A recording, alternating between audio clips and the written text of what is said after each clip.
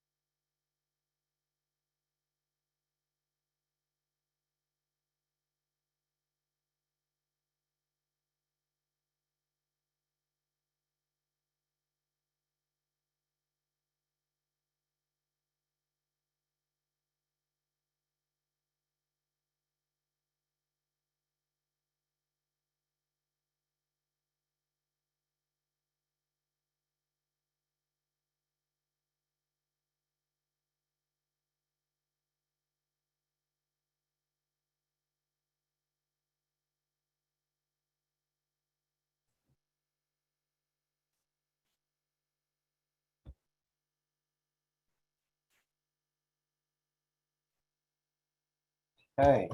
Well, good afternoon, everyone. Thank you again for joining us. This session is to review some of our policy priorities for community colleges as we get moving towards our National Legislative Summit. Our policy priorities, are also affectionately known as our Green Sheet, is the hallmark of our legislative activity for the forthcoming year. First off, I just want to do some introductions for those of you who don't know me. I'm Ji-Heng Lee, ACCT's President and CEO, and thank you again for joining us. Our panelists for today's session will be David Boehm, who is AACC's Senior Vice President for Government Relations and Policy Analysis. I will take a moment of executive privilege to basically announce to our membership that today is David Boehm's birthday. We won't ask how many years it is, but we do want to acknowledge his birthday and wish him a happy birthday. And hopefully he has a nice glass of wine or a bottle of wine tonight, and go to somewhere nice for dinner. If anybody wants to send me a private email after this session to ask me how old I am, I'm ready for full disclosure on that account. Okay, thanks, David. We're also joined by Jim Hermes, AACC's Associate Vice President for Government Relations, and Jose Miranda, who's our ACCT's Senior Government Relations Associate. A couple of deadlines for you. Number one, our NLS early bird registration is on December 15th, so we hopefully will utilize that early bird deadline to come and join us. And lastly, I would also say that one of our best advocates that you can bring to Washington, D.C. in terms of your advocacy visit is a student. We encourage you to bring your students for that type of exercise in Washington. And as an incentive for you to bring your students, we do have a student rate, which is half of the base registration rate for our legislative summit. With that, I will turn it over to my colleague Jose Miranda to go through the agenda and start going through the policy issues that we'll be covering today. Thank you, Ji-Heng, and thank you everyone for joining us once again, and happy birthday, David. Just a couple quick pointers on this real quick. This is a preliminary green sheet. Normally we'd like to hand this over to you all right before the NLS in February, but we wanted to give you all a head start. Just to note that there may be some changes to this document from the one you see when you arrive at NLS based on and depending on current congressional activity that is happening and that may happen or may not happen before the end of this year. but we're going to keep it high level. We're going to go over just an orientation of the green sheet for anybody that's currently new on in terms of advocacy and wants to know what the green sheet is and how it comes to be. And then we're going to hit some of the major legislative priorities that we'll be focusing on in 2022. So with that, I'll get us started with that overview. So this is a document that is updated every year. For context, there's two major documents that both AACC and ACCT put together.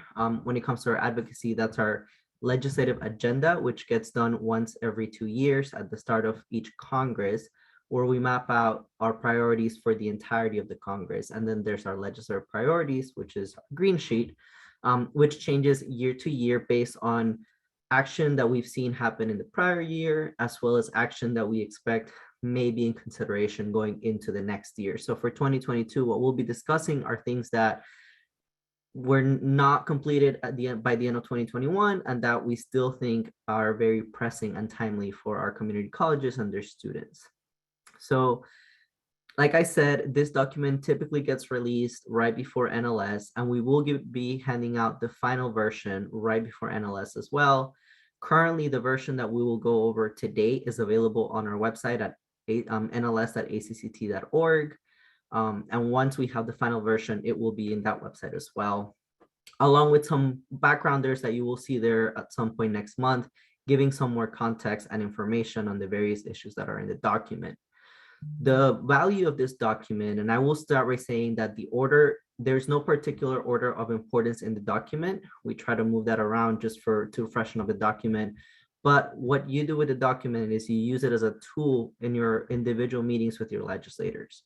We understand that every state and every institution has different priorities and different needs, and their priority levels change based on institutions. So we want you to use this green sheet as a tool, but also modify it to your needs. Make sure you emphasize whatever needs more emphasis from your context, change the order around, make sure you have those students advocating for those programs so that the legislators and their staff can see the real impact that it can have, that federal investment has on your institution and on their students.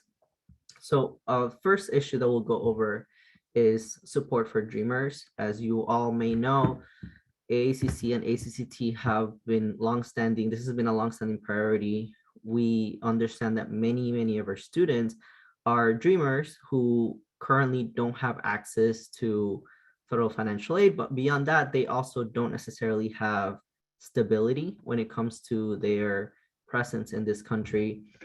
We celebrated when the Supreme Court about 2 years ago now, or a year and a half ago now, maintained the program. The program is still alive. The program is still ongoing. However, that's still a temporary program. So we've been continuously advocating for a permanent solution for Dreamers, for the many Dreamers that are in our campuses, and for a pathway to citizenship. This year, we saw a lot of action when it came to that.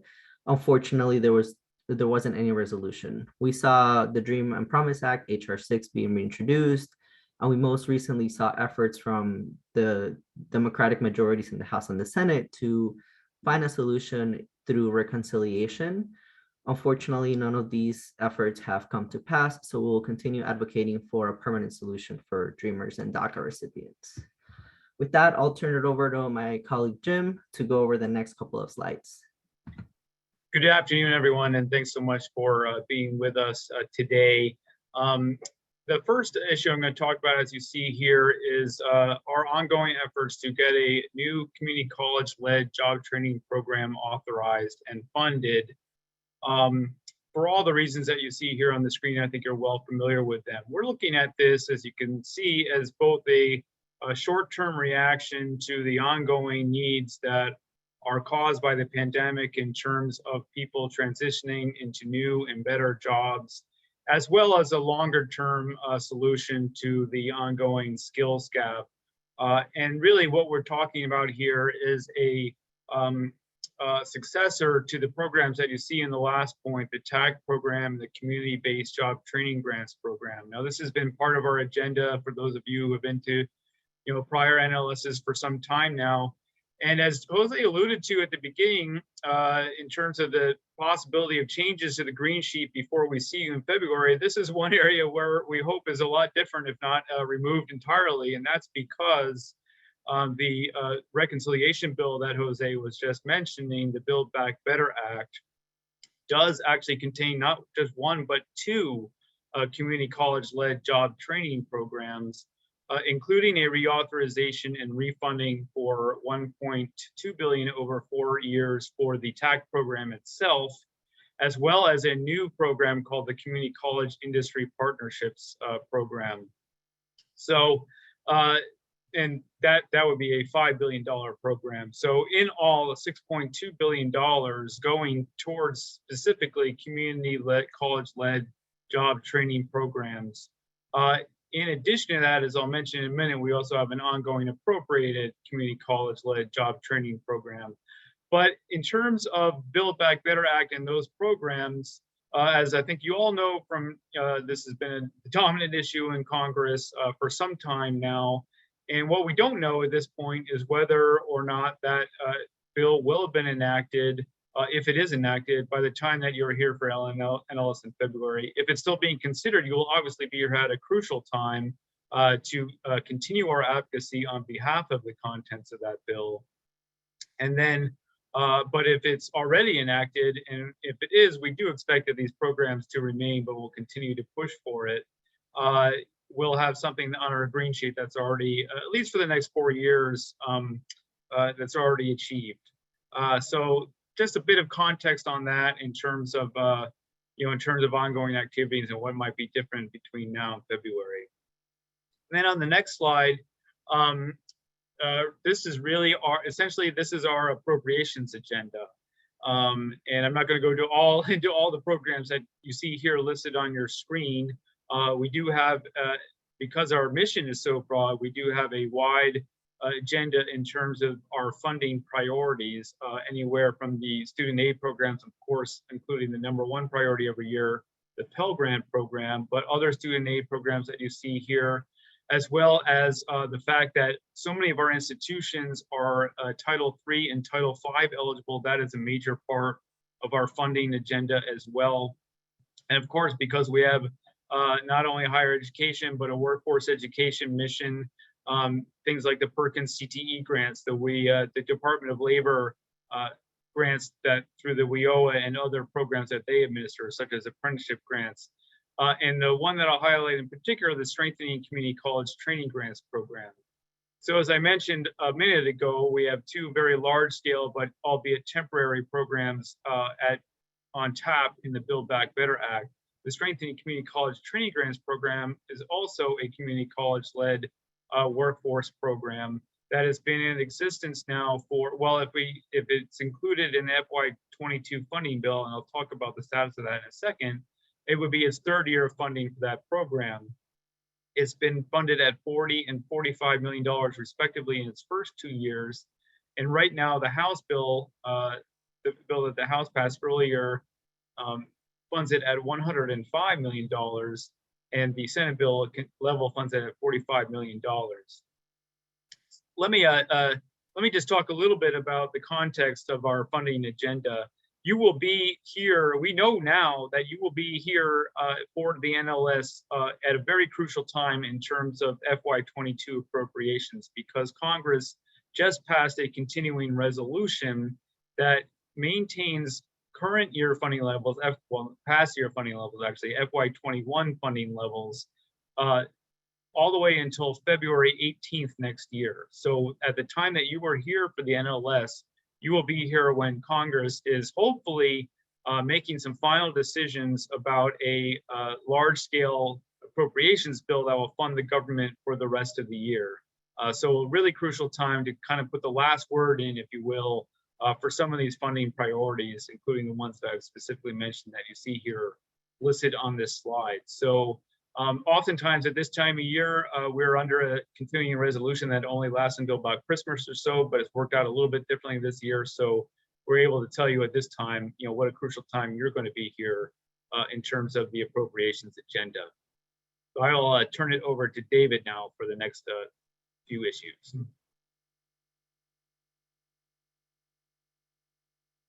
Okay, good afternoon, everyone. It's the birthday boy or the birthday man. To talk to you a little bit about the Higher Education Act reauthorization and the way that it interacts with our agenda.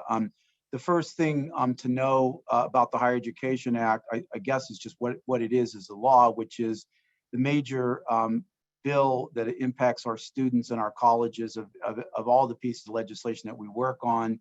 And it's legislation that authorizes or creates or establishes the Pell Grant program, the direct loan program, the institutional aid programs, minority serving institutions, other programs, TRIO and Gear Up. And Congress periodically takes a look at that, renews that law, makes changes to it to modernize those programs. Many of you will know that Congress used to reauthorize the Higher Education Act, bring it up to date on a regular timetable of every 6 years, starting with the, excuse me, the 2008 authorization, which was late. It was 4 years late. Congress has fallen out of the regularity of the timetable that it's set for itself, and we have not had a reauthorization of the Higher Education Act or renewal of that bill since 2008, and it's not clear at all when there will be one. So the issues that I'm going to talk to you about are issues that would be considered as part of a Higher Education Act renewal or reauthorization bill if one is to be brought before Congress. There is no certainty about that. But having said that, these are issues that are very much at the front of our agenda, regardless of whether or not there is a specific vehicle to move them or an easy vehicle to move them. And these are things that we're going to be talking about and advocating for, regardless of what's going on otherwise in terms of higher education legislation specifically. And then also many of you listening this afternoon will know that Congress has made some very important and impactful decisions outside of the reauthorization process in areas where they normally would be done in the reauthorization process. Probably two very good examples of that many people will know about include last December, as part of the Carissa Act, the Second Chance Pell, or the establishment of Pell Grant eligibility for incarcerated students, was included in that legislation, which is a major achievement as a portion of the much broader pandemic relief legislation that was enacted, and that was a major achievement for us, along with major simplification of the student financial aid application form, better known as FAFSA. And then another example of important legislation that was done out of cycle or not through the regular process was the reinstatement of the year-round Pell Grant, which was done in appropriations legislation 5 years ago. So we do see higher education reauthorization type issues being handled in ways we wouldn't have anticipated. So more specifically here on this slide, the first bullet here referring to the federal state partnership, I mean, that really is the America's College Promise program. We're not describing it that way on this slide, but as you're all aware, I'm sure, the America's College Promise proposal, which was included in the legislation, was reported out by the Education and Labor Committee in the fall, was excluded from that legislation as it was ultimately passed by the House of Representatives. And so it was a setback for community colleges for sure. It was always a heavy lift because it is a very expensive proposal, and it's a complicated proposal, and there were other segments of higher education which were opposed to it. Many reasons why we were not successful in getting that done, but that does not mean that it has fallen off of out of our agenda at all. And we will be asking you to be asking members of Congress next year as part of the NLS to advocate for a program that provides free community college tuition. We still believe that the best way to make higher education attendance in America is through free community college. It's about our colleges, but it's also about something broader as well, which is the need to signal to our public that there is an opportunity for everybody and an affordability for everybody to go to college. So that's really the first item here. The second one is one that we've been working on for a number of years. It's the short-term Pell Grant eligibility. It's included in legislation bipartisan legislation known as the Jobs Act. The Jobs Act was negotiated in the Senate in the late spring in an effort to try to put it include it in part of innovation and competition legislation, which is stalled at this point. As part of the negotiating process, the Jobs Act was modified in ways that would make it somewhat difficult, or maybe more than somewhat difficult, for programs to qualify for Pell Grant eligibility. Our chief sponsor on this, the Senator sponsors, Tim Kaine and Rob Portman from Virginia and Ohio, respectively. They got the best deal that they could, and we support that deal. So we are pushing and advocating, as we have been, again, for some time, for the enactment of new eligibility for short-term programs on our campuses. We continue to hear from our members that this is really important to do to help people who need a shorter-term program. It might articulate hopefully into a longer-term program in many cases, but would enable them to get a job or a better job in relatively short order. And won't take more time to go into that this afternoon. There will be a special focus session on workforce issues as part of the NLS, and we'll go into that in more detail then. It'll be on the green sheet. But this is something that we care just a tremendous amount about, and it's proven to be, in truth, more difficult to get enacted and get broad-based support for this than we might have anticipated, given the level of support that this has on our campuses and with our members. And then finally on this slide, this is something that is always worth mentioning, and that is the Pell Grant program and the Pell Grant maximum. We believe that it should be a matter of policy that Congress should write into law the means for the program to receive annual at least inflationary increases, really to keep up with the growing costs of colleges. You know, one of the things that we're pleased about is that our tuitions across the sector increased only very modestly last fall, just by $50 to $3,880 for our, just $3,800. And so community colleges remain by far the least expensive institutions, but we still want to have the Pell Grant helping students meet those costs and the additional expenses, of course, they encounter in financing their educations. Next slide, please. Okay, and then this next slide gets into some of the non-Title IV areas that are nevertheless extremely important for our students to meet some of their expenses that are not included under the Higher Education Act programs, which is basically your tuition and your fees and some rudimentary living expenses and transportations. So we over time, we are increasingly aware and hear from institutions and students about the fact that Title IV alone doesn't always meet all of the financial needs that they have. And so we are supporting legislation, the BASIC Act, which would provide expanded financial support for students to meet some of their non-Higher Education Act needs, as well as on this last bullet here on this page, there are a variety of programs that help either campuses provide services to students or students themselves directly to receive additional funding to help them make ends meet and stay enrolled in school. There are other elements to this legislation and this area. There's been a big effort, and some of it was included in the College Affordability Act. To some extent, it was included in the second pandemic relief bill, which is a requirement that there be some awareness made to students and communications made to students about their eligibility for various federal benefits. And so, this is something that we are doing further work on, and we believe it's very important to raise with members. And I would just add that this is an area where there is growing understanding on the part of members of Congress about the fact that the student aid programs alone don't always meet all the students' financial needs. Okay, and then finally, in the whole area of taxes. And this gets back to what Jim was talking about just a moment ago about the fact we don't know the outcome of the Build Back Better legislation.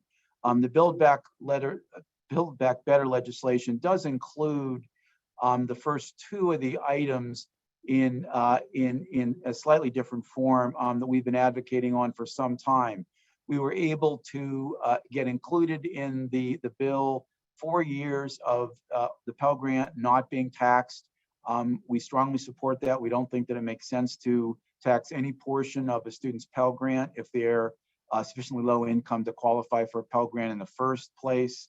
So that's a top priority on our agenda. And then this next bullet really refers to the fact that we are working to try to get the formula for the American Opportunity Tax Credit changed so that when students receive Pell Grants and they attend community colleges, that they are able as well to qualify for this $200 and $2,500 tax credit, which they can file for, once they've paid their educational expenses. Without going into more detail now, some of you will be familiar with this, but without going into too much further into this, the way that the credit is structured, it translates into the fact that if you're a student who gets a Pell Grant and goes to a low tuition college, and that would, in this case, mean virtually all community colleges, that you're going to have a very difficult time qualifying for an AUTC. And just by way of contrast, to mention that if you're a student whose parents can afford to, say, write a tuition check for tens of thousands of dollars, $20,000 or $30,000, with an income going up to $160,000 a year, they can qualify for the full $2,500 tax credit. And we just think that that doesn't make any sense all in terms of equity or promoting student success and delivering assistance to those who need it the most. And then the final item on this slide that's on our agenda is another tax issue. Many people are not familiar with the lifetime learning tax credit. And the reason why they're not is because it doesn't provide a whole lot of assistance to community college students. The way that the LLC, as we refer to it, is written, you only get 20% of your eligible expenses, basically tuition and fees, covered through this. The LLC is mainly made available and applicable and most useful to students who are enrolled less than half-time or non-credit students. Therefore, those are students who, by definition, are not generally paying large amounts of tuition. If you only get 20% of the cost of a non-credit course, we know there are some that are quite expensive, many are not, or you're only taking one course at a community college, which is what less than half-time generally means, works out in practice, then you're not going to be getting much support. And so students don't really, in our sector, get much from this lifetime learning tax credit. But of course, as the name implies, it would sound like community colleges should in fact be receiving money for this or more robust funding. We certainly agree with that. And we are asking Congress to rewrite the tax credit in this case so that our students who are eligible and who don't qualify for the AUTC, which is a larger credit, $2,500 in distinction to $2,000, that the students at community colleges could get more of that LLC money. One final point on this, just again to try to put it into context a little bit for listeners, is that this $2,000 tax credit, which as I mentioned, is structured in a way that you get 20% of your overall funds that you pay. So if you're a graduate student who's paying tens of thousands of dollars for a graduate course, you get the $2,000, 20% of your first $10,000 of tuition. And if you're a community college student going taking a non-credit course, you get very little. And again, we think that that's bad public policy that we want to see changed. So those are that completes our slide presentation, and we're happy to try to answer any questions you have. Thank you, David. And yeah, just so this was asked a little bit, but just for context, the presentation and the recording of this presentation will be available on our website, on our NLS website. If you have questions, please use the Q&A button on your screen to submit your questions. We'll try to go through as many as we can. We know that there's a couple of questions that were also submitted during your registration pay, when you registered, so we'll try to cover some of those as well. We'll start, I think this one, if you want to cover a little bit on this, David, I think you've already answered some of it, but if you just want to give a little more detail, it says, please to see extended Pell Grant eligibility included in the priorities. Have you heard positive feedback on the possibility of this being approved? I take it to mean short-term Pell eligibility. Yeah, it's an important question, and there is a lot of support. And as I mentioned, the Jobs Act is bipartisan legislation in both the House and the Senate. And the Jobs Act is the vehicle for creating additional Pell Grant eligibility for short-term programs. And I would note that in the context of the Pell Grant program, which is declining in cost, but I believe, colleagues correct me if I'm wrong, I believe it's still a $28 billion program. It's maybe even a little less now. I was going to say 24. I'm embarrassed. But at any rate, yeah, it's a little less than 27. Yeah. Yeah. Yeah, the Pell Grant program's size is dropped as students participating in the program, and college enrollments generally have dropped, most prominently in our sector. And the Pell Grant program, which used to fund over 10 million students, is now funding, I just read this, 6.2 million students. But be that as it may, the program is in pretty strong financial position precisely because there are fewer students getting Pell Grants right now, but we nevertheless have run into a lot of opposition on the short-term Pell, despite, as I mentioned, that there's a lot of bipartisan support in Congress for this. And I would say that the primary objections to the short-term Pell Grant at this point in time really come more from the political left than from people on the political right who tend to be more fiscally conservative. And the opposition on the political left is a sense that the programs aren't sufficiently high quality to merit federal investment, that they do represent a educational course that is not in most cases going to lead people to the kind of family sustaining wages that they need to have, and that they should be encouraged to enroll in longer term programs with better job prospects associated with those programs, rather than being given the opportunity to enroll in shorter term programs, which may in some cases lead to wage bumps, as is acknowledged, but in the eyes of many policymakers, and this applies outside of Capitol Hill as much as on Capitol Hill, there's a feeling that these programs really just aren't worth investing in for the reasons that I mentioned. And so a lot of parties who are generally very supportive of community college investments and spending more money, and again are on the political left, which is associated with more domestic spending, are opponents on this issue. And they're vigorous opponents, and they've waged a very aggressive, I would even say disproportionately aggressive campaign against this. And so we still have our work cut out for this, and we will absolutely be asking you to be lobbying for this when you come to DC in a couple months. Thank you, David. Next question, and I think I might just take this one to answer, but it says, thank you for the green sheet. It's very valuable. Is there an anticipation that the priorities that will be presented at NLS will alter greatly from the current draft? The answer is we don't expect them to alter greatly. But as David mentioned, as Jim mentioned earlier, there's a couple of things that are still pending in Congress and where congressional leaders have indicated they do want to move before the end of this year, particularly in the Build Back Better, that would impact some of our current priorities.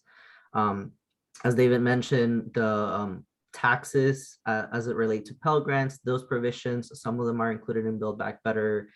There is a provision in Build Back Better that would open Title IV financial aid of eligibility to DACA recipients. So some of these matters, if Build Back Better were to pass by December 31st, 2021, would fall off the green sheet document, given that it's been taken care of at least on a temporary basis for some of them. But if in February 6th, we are still talking about Build Back Better, or if we're still talking about FY21 appropriation process, some of these items may still be in the green sheet. So, but we don't expect major changes. It could just be some removal of some items, in which case we can celebrate because we've accomplished those items. But for the most part, we expect to see continued advocacy efforts needed for many of those pieces, including in the green sheet.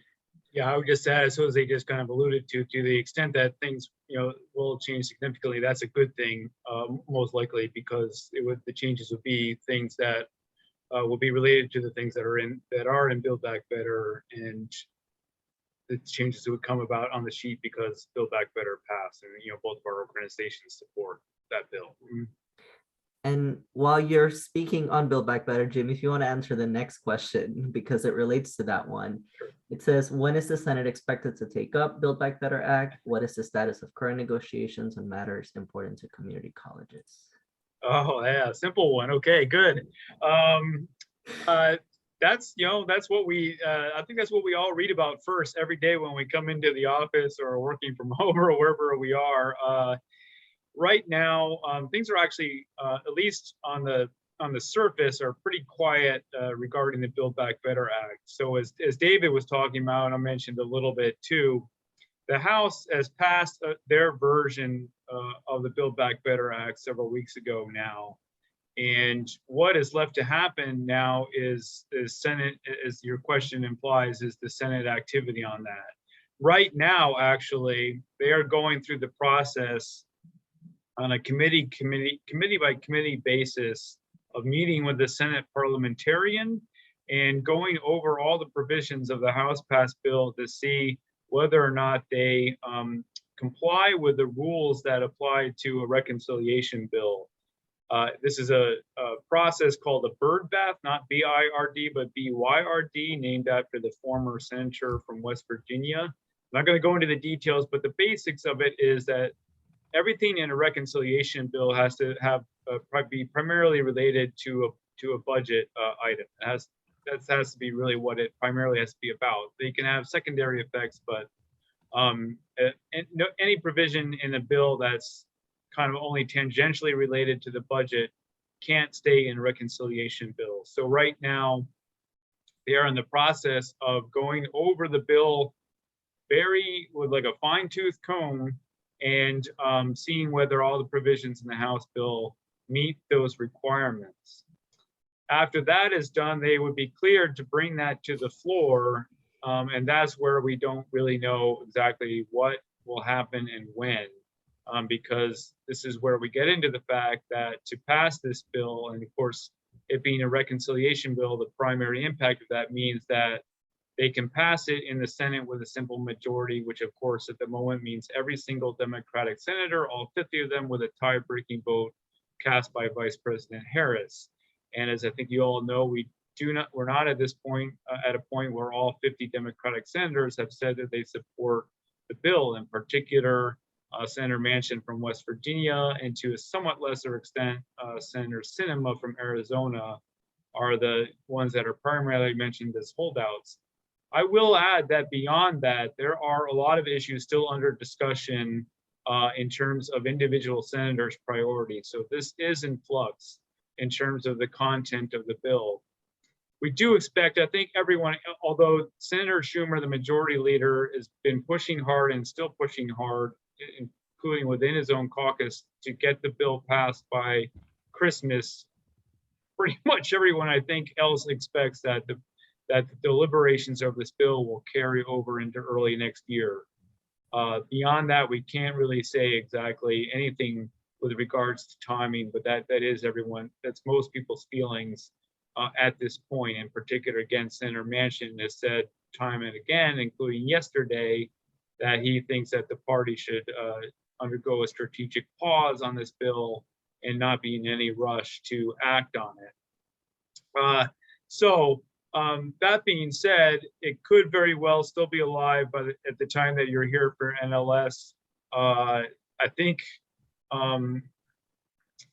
if it is, I mean, it's hard to say what its prospects will be of being passed at all. I mean, the longer it drags on, I think those do diminish, but it's really hard to say with any certainty in terms of timing beyond that.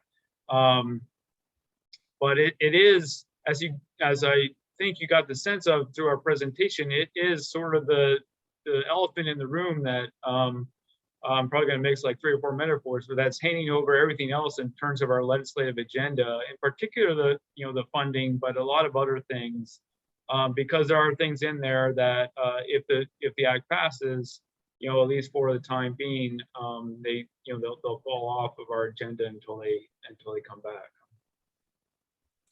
Thank you, Jim. There was a question that came in during registrations that I'll just go over briefly. It said, can we visit our legislators, or is COVID still a problem?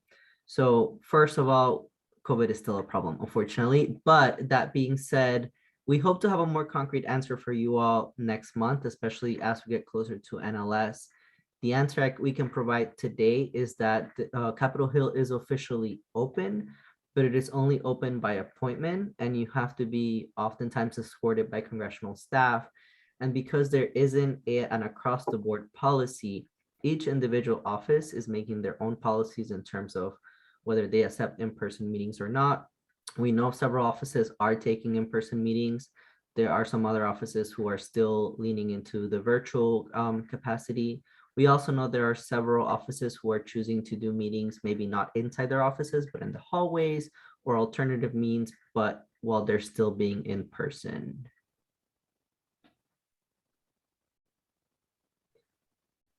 We have another question, unless somebody else wants to add a comment to that. Okay. So one more question, and David, this might be coming for you. For you, it's a follow-up to what you mentioned earlier. Given the opposition from the political left to short-term Pell, is there another audience other than Congress that trustees could help pitch the advantages of short-term Pell to? I think that's a really good question, and I don't want to probably emphasize too much the political left that in terms of this issue. There are reservations about it, in other parts, but I'd say it is in fact concentrated there. I'd also mention, just in the interest of informing our listeners, that also, as was the case with America's College Promise, the 4-year colleges are opposed to this.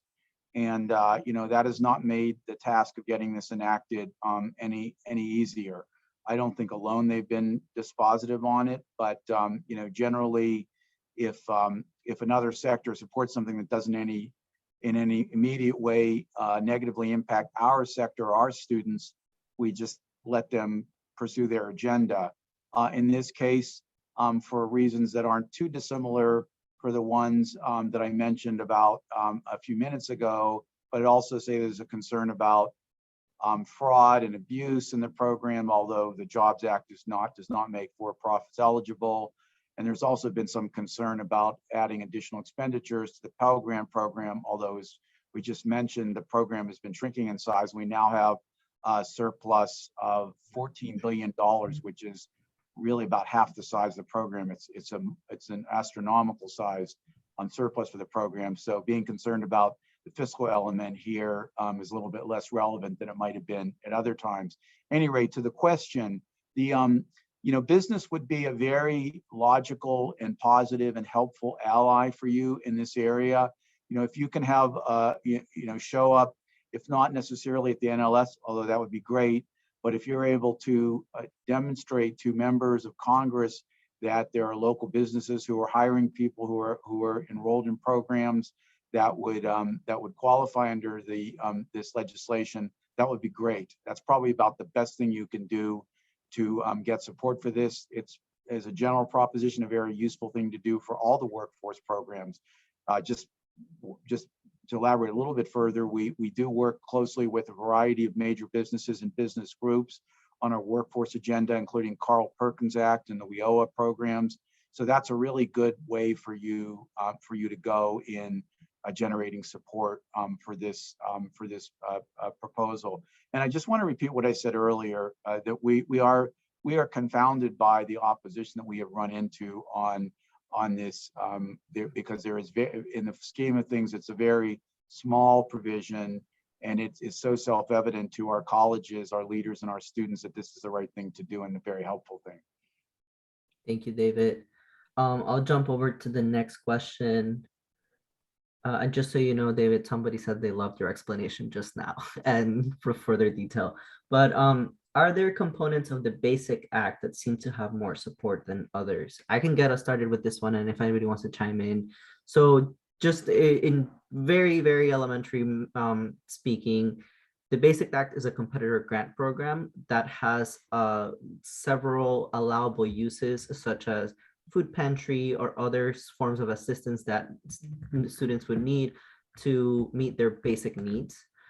It doesn't necessarily prioritize one component over another. Certainly, we could make a case that there are components that may resonate stronger with legislators than others, especially given what the pandemic has shed light on. Mental health issues is one of those. Food insecurity, housing insecurity, and in particular, broadband access. So when we talk about the Basic Act, we don't necessarily go into any one particular component other than we need additional resources so that our students can have their basic needs met, whether it's through campus or through other federal programs. But if there are specific aspects that your institution in particular is doing a lot of great work on that you want to highlight, I would absolutely encourage you to do that, whether that's a food pantry or additional mental health counselors and so on. But like I said, if you think about what the pandemic has shown light to, those issues would probably be the ones that would resonate the most with legislators currently. And then I had one more question. 1 second. Okay, I found it. This one is actually, I kind of just asked it, which is, what are your expectations for student success now that mental health is a greater concern than ever and student aspirations have changed?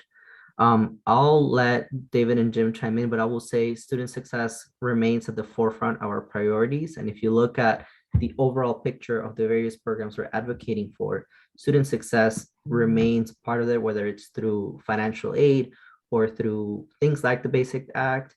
But more importantly than that, a lot of the priorities we've been pushing for in legislation that's currently pending, like the Build Back Better Act, takes into account student success first and foremost, whether it's through the completion grants or through making college more affordable or lowering other barriers. David and Jim, I'm not sure if you have anything else to add to this question. Let me just add that, first of all, as Jose just said, we're aware that a good portion or a good amount of the Pandemic Relief Fund, the HERF funds, have been used to provide mental health services for students, and the need for that has clearly increased as a result of the pandemic, as it has, across the society as a whole. And so, that's the kind of use of funds that Congress, had in mind when it provided these monies. So we're pleased to see that, and it makes sense that colleges would want to use those funds for that purpose. And mental health in general is an issue in an area that has gotten more attention from Congress.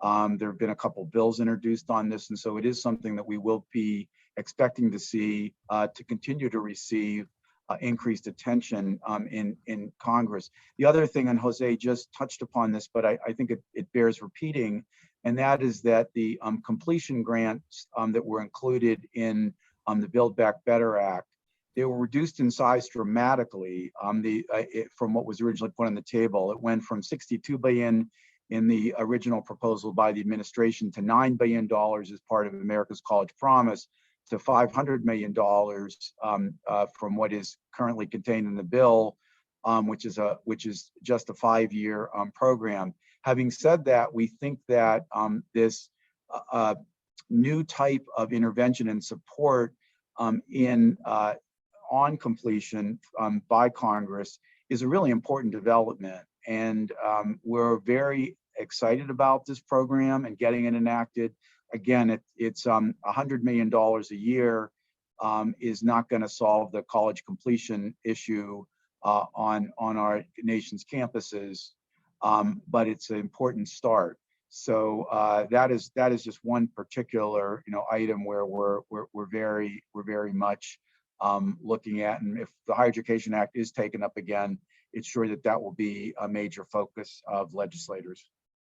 Yeah, and I would just add that at least in broad terms, what do we call it, supportive services or a similar term like that. That concept is being built into a lot of things, even beyond what where you would normally kind of look, AKA the completion grants that David was just talking about. But for instance, in both the community college job training programs that I talked about earlier that are in the Build Back Better Act, including the TAC program and the new one, both of those have a component where grantees would actually be required to spend a certain minimum of 15%, I think in both cases, on, broadly speaking, supportive services, including tuition help, but also conceivably including things like mental health services and other things so the idea, of course, being not only to provide funds to build new programs, but also to help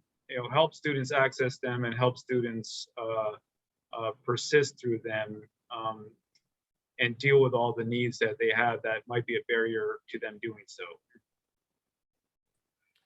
Thank you, Jim. Thank you, David. One more question. Is there a way for the Promise program to not be tied to state partnerships? What if the college assists through private donations? I'll take this, although all of the panelists put many, many hours into this program, certainly including Jihang. The way the program has been designed and conceived by legislators, it is a state-based program. I mean, the basic idea behind it is to provide with state, that federal-state partnership we talked about a few minutes ago, with state support to make community college tuition zero and fees zero across all institutions.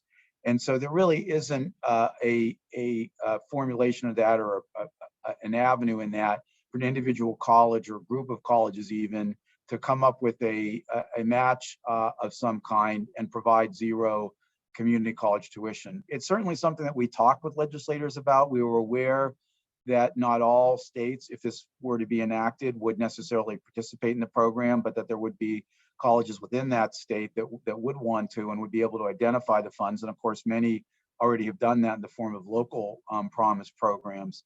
But that's not really where policymakers were headed, what they were thinking about. It was, I think, primarily driven by the desire to have states increase their support and investment in higher education, because they would have been required to provide additional funds in the Promise Act. But also there were some changes in state policies that they were looking at, particularly in the area of transfer. Some of you will know this, that there was a requirement for states that were in this program to have a seamless articulation between community college programs and all other programs at public institutions in the state within 3 years, which was a significant target and an ambitious target for institutions and states. But that was what was in the legislation. So that's the kind of thing that they were thinking about. And so I just, to be in the interest of being direct or honest about it, we don't really see the local or consortial approach under Promise in any future version of the legislation.